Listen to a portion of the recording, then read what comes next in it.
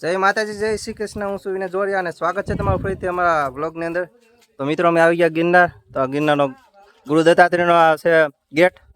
આ બધા અમારા ભાઈબંધ ભરત, સુનિલ જોડિયા અને કાંતિન અમે બધા આવી ગયા છીએ.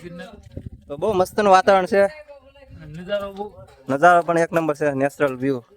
આજે ચોમાસામાં આવવાની અલગ જ મજા છે. વરસાદ નથી પણ ફોગ છે મસ્ત ખાનો, અને જોઈ શકો તમે સરસ વાતાવરણ છે. તો ફાઇનલી પેલો બ્રેક લીધો છે ગુરુ દત્તાત્રેય સીડા પછી.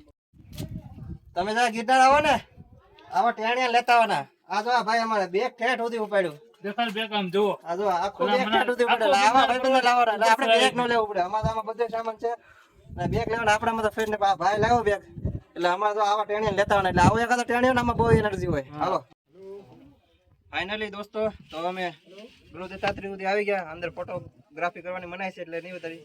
તો ફાઇનલી અમે દર્શન કરવા આવી ગયા ને ગિરનાર ચડી ગયા. બહુ મજા આવી અને વાતાવરણ છે. હવે અમે નીચે જઈશું. ચાલો હવે 500 પગથિયા બાકી રહ્યા ઉતરવામાં. માત્ર 4 કલાકમાં અમે ગિરનાર ચડીને આવતા રહ્યા. બહુ મજા આવી. ને હવે તો વરસાદ થોડો શરૂ થઈ ગયો છે. વરસાદ થયો પણ બહુ લેટ છો, વહેલા થોડોક છો તો મજા આવે. બાકી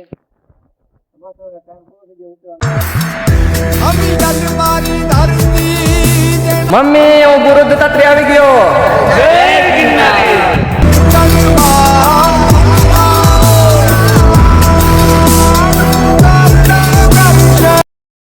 આખો વિડીયો જોયો છે એ બદલ તારો આભાર ભાઈબંધ. તું પણ જઈ એકવાર ગિરનાર ભાઈબંધ.